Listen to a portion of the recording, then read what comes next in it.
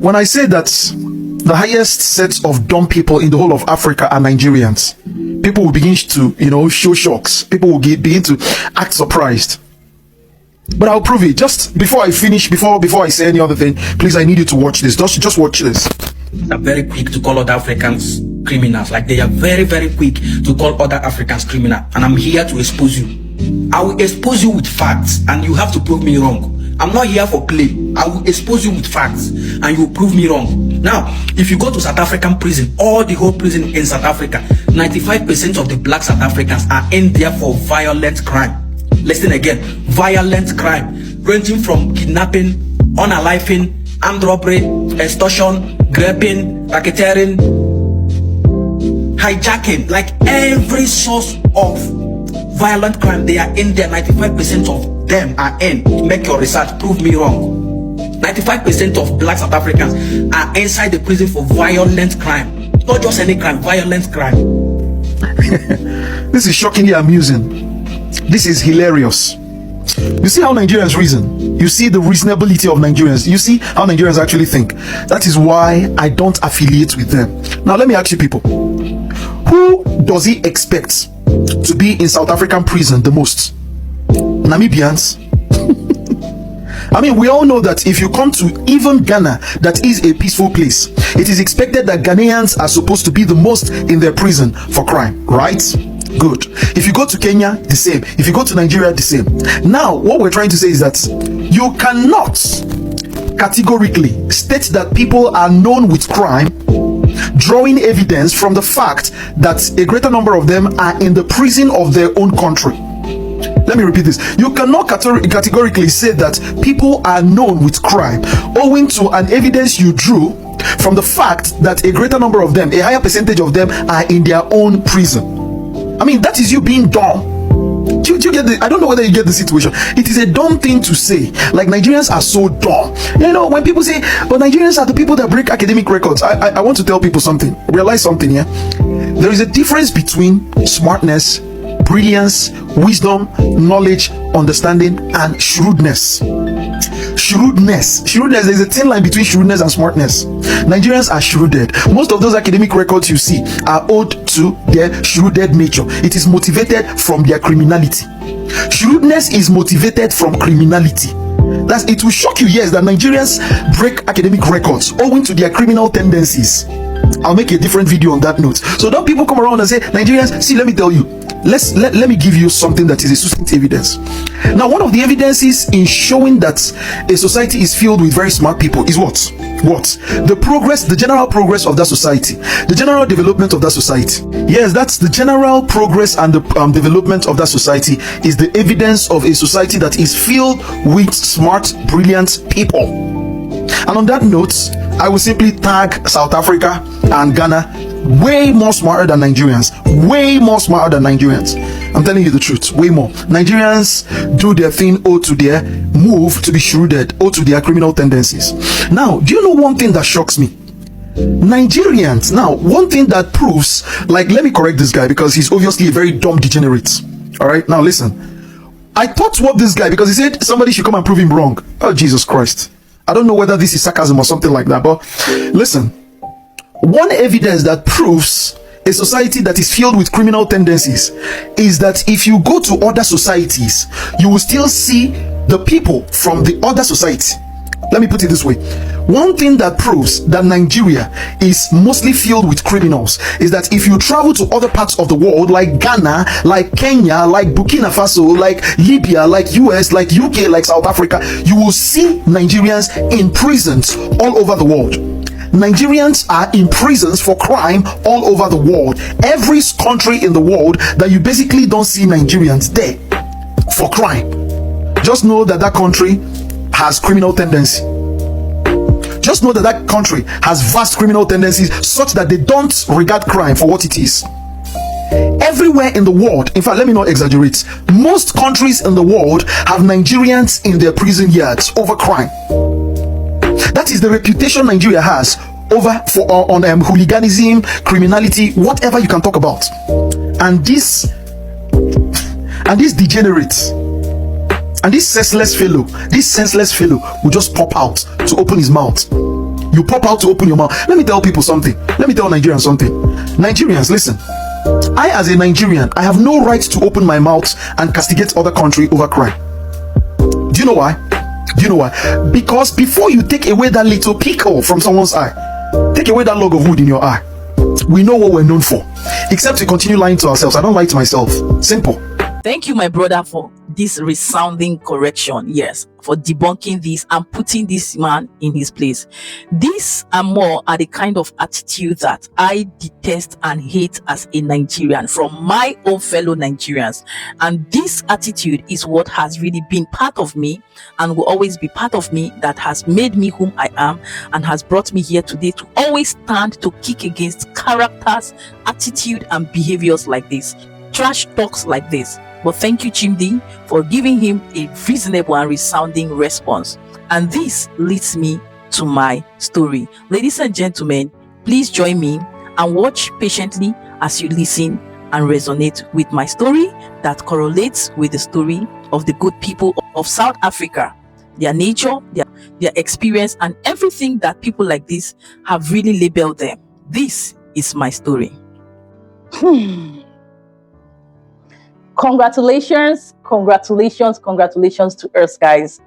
I don't even know where to start from. Like, I'm short of words. I lack the right words to express my feelings. Like, guys, 1,000 plus amazing, unique, beautiful kings and queens on here on this platform. And most importantly, we have officially been monetized into the YouTube partnership program. Guys, this was a journey I started without any idea, any clue where it was definitely going to lead me to. I just felt like, guys, I needed a space where I can just sit down, talk to people that will understand me, that will see reasons with my own opinion, perspective, my journey, my life, my history, my story. In fact, a documentary of my existence right here on earth, why I am still breathing, right? And I just felt like making out the space like a safe place for me to be. And little did I know that it's definitely going to take me to where I am today. If you go back to the beginning of this channel, you will see that it was initially a kind of documentary of my journey, my life in a nutshell. And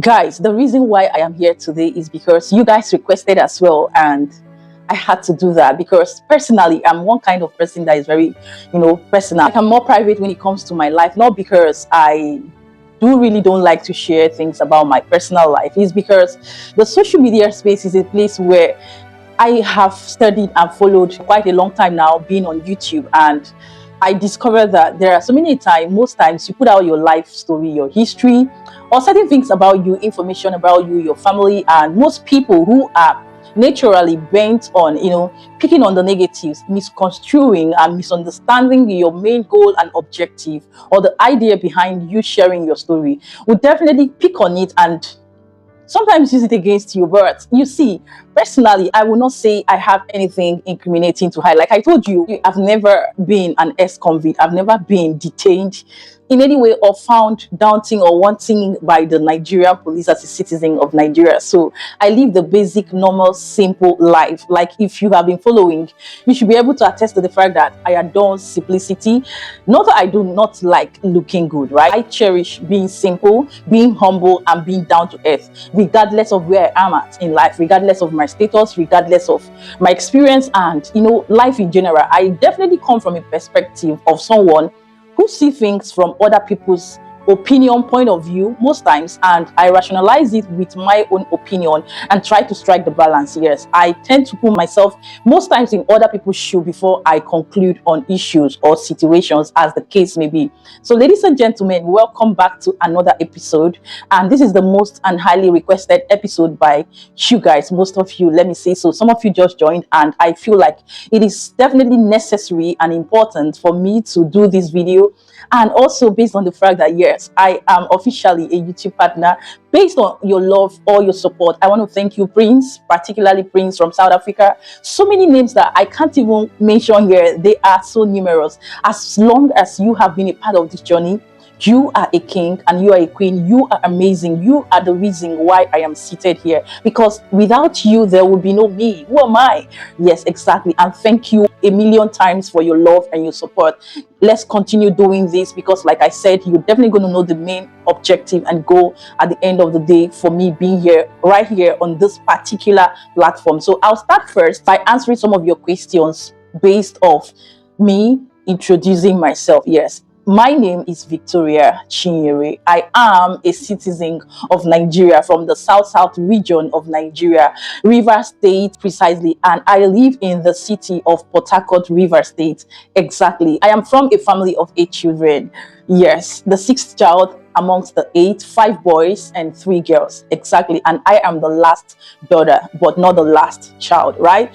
I have really been through life journey, life experience all through my existence on earth.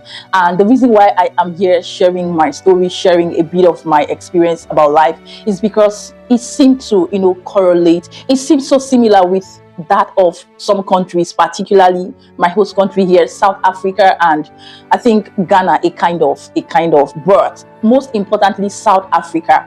The reason why I said my life experience, my life story, my life journey seem to share a lot of similarities with the country South Africa is because I have actually taken time out to understand, to research on the country or about the country South Africa right from the time of the apartheid, right from the time of the colonials and up till date, how South Africa as a country have been existing years. When you come to Africa, let me start with South Africa and I'll marry it with my story. You will see that South Africa is a country that embodies a lot of races, a lot of people from different countries, different races, different tribes, different culture, and embodies them in one as a whole, coexisting with them, accommodating them, taking good care of them, and living peacefully in all, right? We can barely hear incident of where we say South Africans are, against themselves most times. This is not to say they do not have their challenges, but they unite together, and definitely as a result of that, they are the ones who stand up for themselves, to defend, to protect, to build, to uphold their nation and their country. Amidst all they are going through, in the midst of people within them and around them, they still hold it down, right? Staying focused, standing for what they believe and what they solely want from life, right? And at the end of the day, extend hands of help, support to other neighboring countries in Africa. Guys, you do not understand or cannot understand what it means to be like the father of many nations, taking care, accommodating, and supporting, building so many other countries is a thing that most times I sit down and I look deep and I retrospect about my life. So the story and the experience of South Africa and South Africans seem to resonate with my life experience. Like I said, I am from a family of 8, and growing up as a child, from the moment I began to understand myself as a human, I have been that one person that have never been understood by so many people, starting from my family members. And I have always wanted a situation all my life to be understood. And what is it all about? I have always been that person that I always want to stand up against oppression, against intimidation, against any form of ridicule, any form of violence or what have you. I have always been that one voice that would stand for anyone regardless of whom you are. And I have always been that one person that perceives evil, crime, that perceives negativity of all sorts from afar. Like from the moment I see, I observe, I definitely get that instinct that yes, this is not right, or this person is not actually the right person. I've always been that one person blessed with that instinct. And growing up in the midst of my family members, my siblings and most of them did not understand the reason why I always acted the way I did, because there are times when I face oppression from people. There are times when I face insult, humiliation, and most times I try to, express myself. I try to react, right?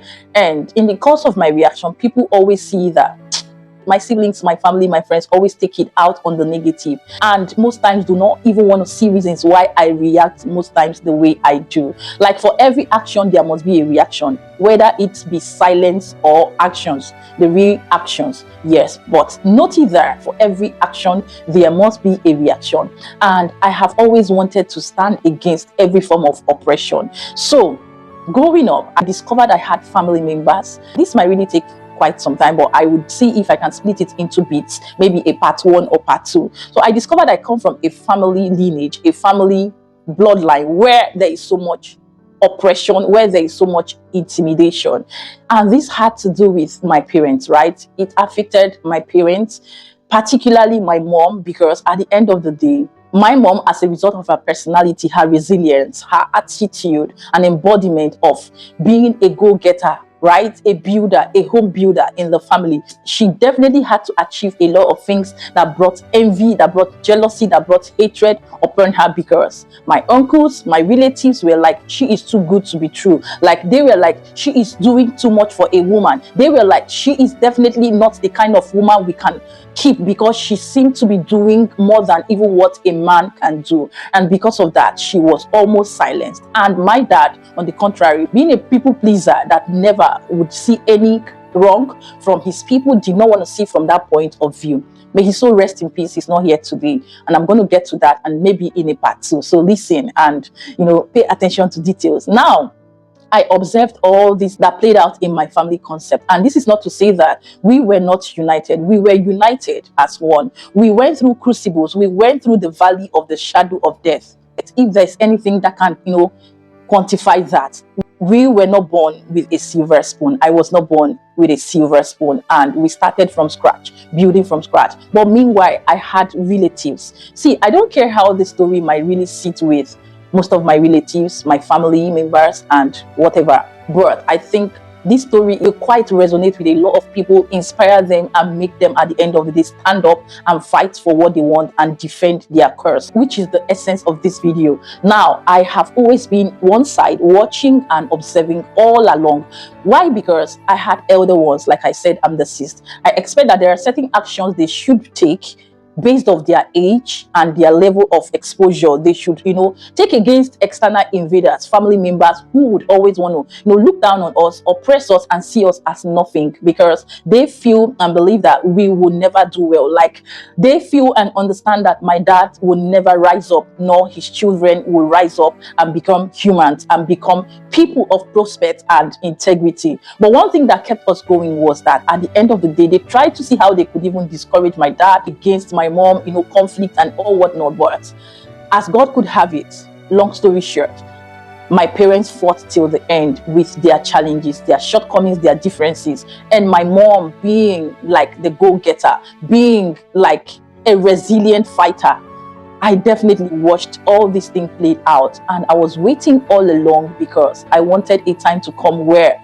they would understand why most times when I see the actions and inactions of the oppressors around us as family, as relative, as the case may be, but they never understood. But I knew, I saw, I foresaw everything before they came to play, before they came to exist, before they came to happen.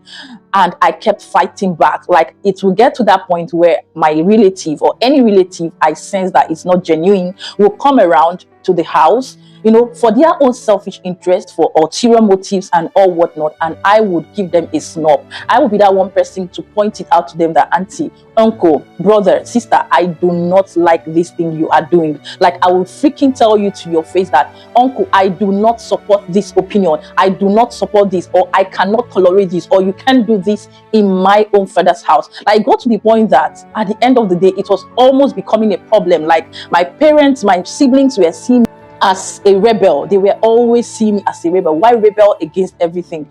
But I had a cause. I wanted to be understood. I wanted my parents to be safe. I wanted my family to be protected. I wanted my siblings to be protected, but they were not seeing things the way I was seeing it. I don't know if that's my curse or my gift. Until date, there is no freaking man on earth born of a woman that I cannot walk up to and express myself to and tell them how I feel, whether it is wrong or right. And that's why you see that I can sit down here at the end of the day and say things the way it is. My father would always tell me, if not for any other thing, that whether you are being pointed a gun on your head. Stand for nothing but the truth. It's better you die saying the truth than you die lying, and they will end up finding out that you are living in lies, because it will come back and haunt you. So he taught me to live for the truth. He taught me to stand to defend a cause. He taught me to stand and defend myself at all costs. So as time went by,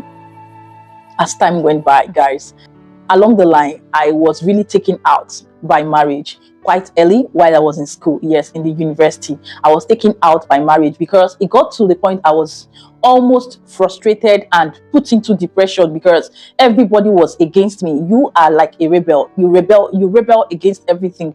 You are never supportive of our collective opinion on an idea. That is because I do not support it. As long as it doesn't sit well with me, I will definitely tell them I am not in support of this, or this person is not welcome there, or this person is this person is that, this person is an enemy to the family. I see them, I perceive them, I understand them, and I know them for whom they are. And they became scared of me. Like, they became, so confused about what kind of a person I am. It deteriorated to the point that I almost lost myself in that cause. I was looking forward to finding whom I would definitely see and explain myself to, that will understand me and take me for whom I am, until I found my friend, now my husband, that definitely was the only person I could sit down, tell everything the way it is without being judged, without being looked at a different way. And that was God in his own infinite mercy coming through for me through a partner, which is now my husband until date. For over 16, heading on 17 years, he's been that one friend that I know it's not a bed of roses, it's not a perfect marriage, but he understands, he sees things through my own perspective. Like, he even at the end of the day will not judge me based on my wrongs, but would encourage and advise me where and when necessary. But he totally understands me, in all ramifications, and that's why I had to choose him. Right until date, it's always been like that. Now I got into a family where I know as well that he is the only one standing among so many other siblings, right, who are not biologically, who are half siblings to him, you see. And at the end of the day, guys, I had another cause to defend there, which is also standing by him and defending a cause with him. Now, it got to the point where my family members, I left them, and because they were not understanding me, it wasn't as though we were in enmity, but I see them as, they should just be there. I will be there. I'll do my thing. They do my thing. When they need me, I come. If they don't need me, I'm on my own. I became so resentful, and I was always on my own. And guys, nobody understood me. Now, it got to the point where on that fateful day, I was given a call by my dad that he's really sick. And I've always told my dad, you have a lot of enemies so much around you than you think are your brothers and your friends and your relatives. Be careful out there. But he wouldn't listen. Because of his belief as a Christian. My dad was a pastor, mind you, and rooted into God and Christianity. He never even believed that people could hurt him. Yes, and these were part of the things I always talked about, that I see from afar, from a distance. So he trusts people so much that he would rarely believe that anyone can hurt him. So on that fateful day, I got a call from my dad, and at the end of the day, he told me that he cannot stand up from where he was. And mind you, my mom was not even based in Port Harcourt, because she definitely works from home, my hometown, which is not in the city, right? And I am the only closest person amongst my siblings, right, who are female, to easily respond. And judging from the fact that in all, the only person today I can say that understood me, that can really resonate with me to an extent, was my dad. But because I was always rebelling, he never ever wanted me to toe that path. As God could have it, that is me and that's my calling. I could not help my situation, but he is that one person that I was really close to. Like, aside my partner, I could always open up to him easily and talk to him. Aside them not understanding me, on the contrary, he is one person that no matter how deep that secret is, I would definitely open up to him and tell him the truth. Like, you can call me a daddy's girl. I was really fond of my dad, used to my dad than any other person in the whole wide world. Yes. And when he took ill, he became paralyzed. I didn't know that was the end coming. And guys, I was the first person he called, and I had to rush him to the hospital. I alerted my siblings, and at the end of the day, we were in the hospital. We landed in the hospital. Since it was a spinal cord issue and the issue of paralysis, guys, I have never been so close to a dying person the way I was to my dad, and that has been the first and the only experience so far when it comes to family, right? But before then, God showed me something, like exposed something to me, that my dad has been attacked spiritually, and it is now, happening in the physical. And I was weak, because at that point it seemed as though there was nothing I could do again other than relying on God's own mercy and restoration of his divine healing, right? But I kept on believing that he was definitely going to come through. When we had to go through the series of MRI scans, treatment, surgery, yes, he went into surgery in the spine, the upper spine and the lower spine, and these were mostly surgeries that were worth millions of naira, like millions of naira. Unfortunately, long story short, I was the only one, because let me say it, as time went by, my siblings got married, my sisters got married as well as I did, and I was the only closest person living closest to my dad, right? So I had to be the one volunteering my time, my everything in the hospital with him. And aside that, taking care of the family, taking care of, and the funny part is that in the neighborhood, I am like a mother to all, because at the end of the day, I stand to defend people. I stand to support people. I love to defend people. I love to see people succeed. And I hate to see people being oppressed, right? If I understand that you are on your right path and people are trying to take advantage of you or oppress you, I would never sleep or let it slide. I will stand up to defend your cause. So in the neighborhood, they know me, in my environment where I live, and I have really, really touched a lot of lives by doing that, right? And now I had to dedicate my time, my everything to my dad. Like, I literally slept in the hospital, took care of my dad like a baby. Like, imagine someone without the support of arms and leg. I was there. For my mom at her age, even when she had to come, I would not even, or we would not even want to allow her at that point, do more of that, because of emotions and the psychological effect. It was definitely going to take a toll on her. So she had to stand by, do the little she can so that she doesn't break down. Watching your husband, in that position, in that state for freaking over 6 months on the bed in the same spot, guys, is the worst experience that you can't even wish on your enemies. Like, I fought so hard physically, I fought so hard mentally, emotionally, to see that at the end of the day, I would definitely, even if my dad would not work, take him back on a wheelchair. Not just me, myself and my other siblings spread around, the country and the world, right? But at the end of the day, it was not possible, because I lost him. Like, I was in that hospital with my dad as though I was all he got, and a minute or an hour away from his sight was like a million years away. He would always want to call me. He would always want me around. He would always, in fact, guys, I don't want to go into all that so that I don't get emotional. But what am I saying in a nutshell? He passed, and that was the breaking point for me. But before he passed on, between me and him, he confided in me and told me that he has come to understand why I have always been the way I am, and being the one fighting and standing for the family, defending the family. He told me that someone kept him in this position. He told me that someone did this to him, and someone is against his life and wants him gone by all means. And that person is closest to him, that he never expected, he never thought definitely would do such to him. And now he can understand why I have always been standing and fighting against that particular person or those particular people. And he told me that at this point, I should not relent in the way and manner I stand out and defend my cause. But there's nothing he can do, that he is definitely comfortable where he was, and I should just let him be. I should let him go and rest. Now, these were his last word with me in that hospital on the bed, right? And it didn't take long, he passed. Guys, that was the breaking point for me. Even though till date, I know and I understand people that were responsible, guys, which I didn't stop there. I took an action, like as I would always do. I had to get the joint force tax, the military. In fact, I got people that at the end of the day would apprehend these persons and bring them to book. I did that just to justify the fact that I am standing up, even though my dad is gone for his death, right? And it broke a history in our lineage, in my father's lineage. It broke a record in my father's lineage, that amongst the family, like everyone in the family, no one has ever taken such action in that family, and they never would know that my father, my dad, my late dad has such a child that is so audacious, bold, and confident to stand and challenge that curse. It hurts me so much that it's as though it's a medicine after death situation and there's nothing I can do. But it got to the point that the spirit that came over me that I was fighting with was like that of my late dad, because naturally he's so bold, he's so confident, and he's so courageous as well. So I can say I took more of his personality, right?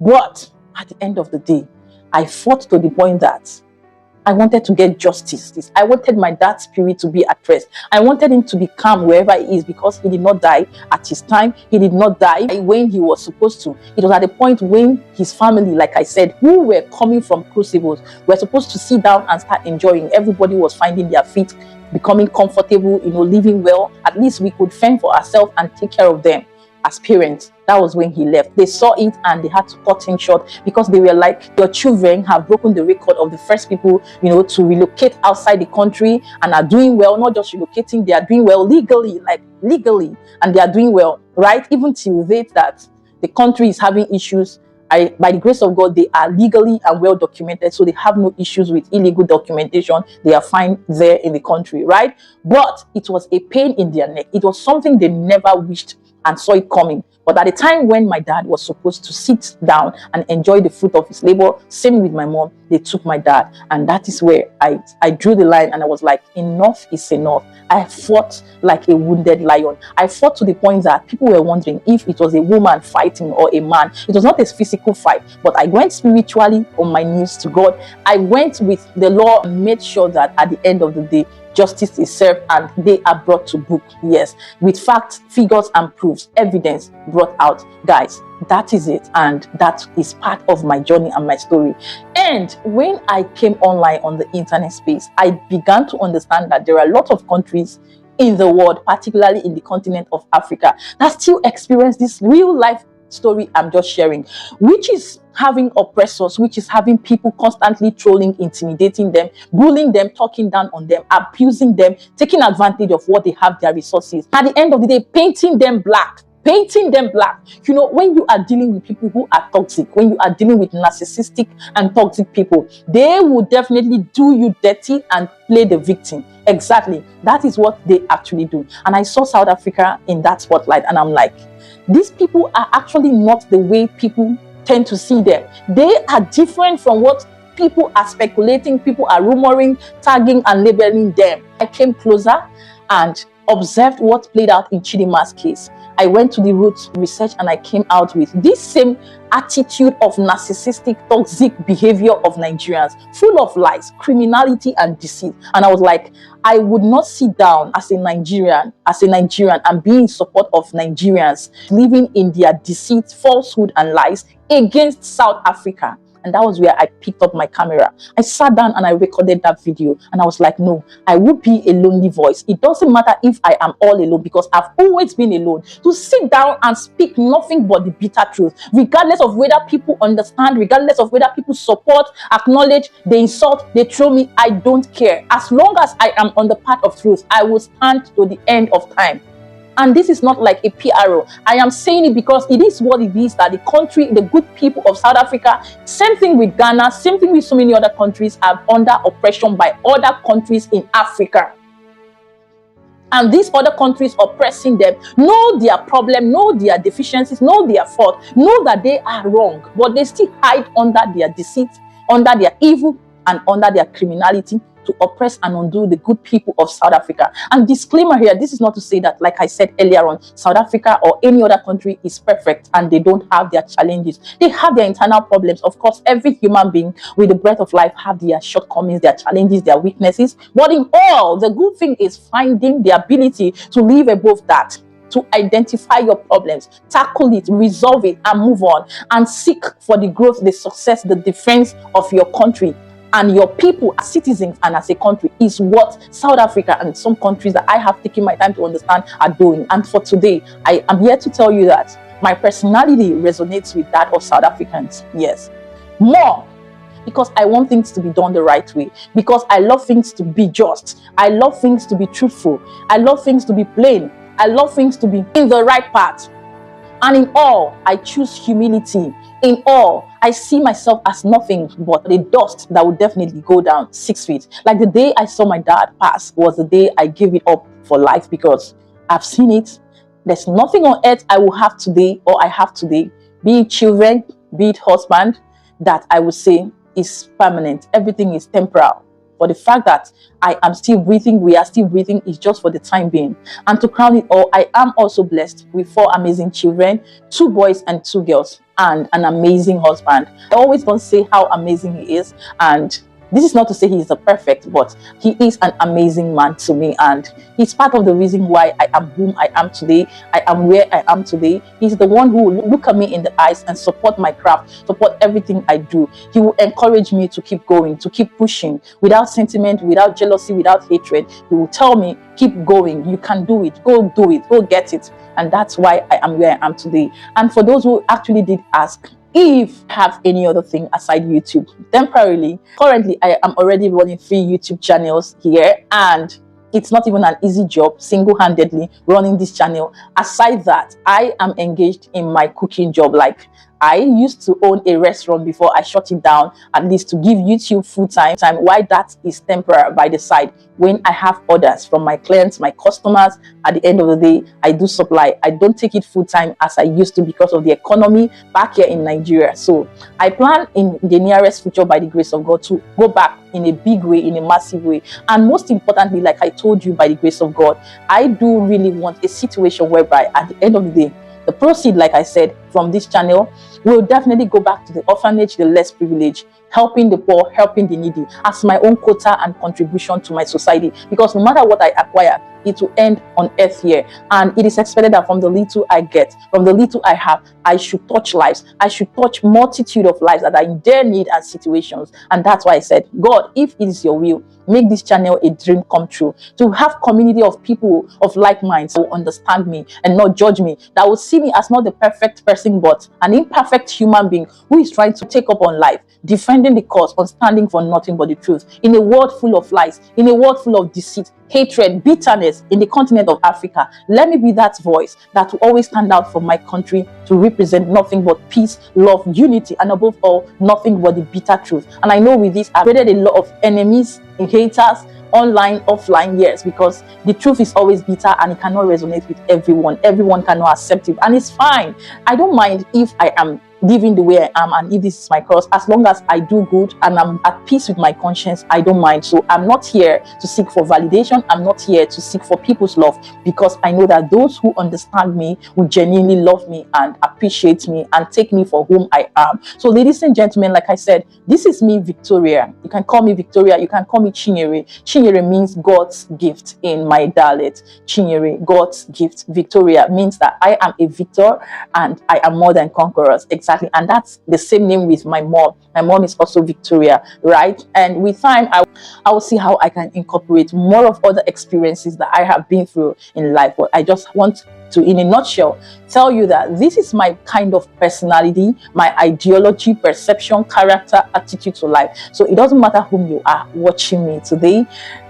I want to say, this is me and nothing more, nothing less. Take me the way I am, and let's build a community of like minds, prospect of people who will definitely take the continent of Africa from north, east, west, and south to the next level. Exactly. So guys, I hope I did inspire you with my story. And I want to say, in a nutshell, in all you do, find your passion, find your gifts, find your calling, find your talent, that thing that you are born and created to be. If it's a cause of justice, standing for justice, do it and do it to the very end. And know that God is your backend. Where man or men do not support you, God is there to support you. And he will raise stones to stand in gap for you. He will make a way where there seems to be no way. Look at where we are today on this platform. Amazing, over 1,000 people and more counting still here, and more are yet to come. For all your love and support, I want to say thank you. And if you are that one person thinking, the other way around about life, I would say don't give up on life. Keep believing and trusting God, because at the end of the day, your success awaits you. Exactly. Let me know what you think in the comment section. I know it's quite lengthy. I've spoken a lot. I just wanted to make this clear so that everybody will know whom you are relating with. Yes. And if you are yet to like this video, please, I beg of you, kindly hit on the like button, share and subscribe to this channel. Don't make this your last. Exactly, because there are a lot of causes we have to defend in this continent of Africa. From the country South Africa, Nigeria, name it, any country at all. And when I see anything that do not sit well with me coming from Nigeria, any country, I will stand and give my analysis, reaction, input, opinion, call it whatever. Exactly, that's what we'll be doing here, and little of my lifestyle here and there. Exactly. Till then, keep it real, happy, safe and blessed. Coming from your one and only, the life of an African woman. Ciao ciao.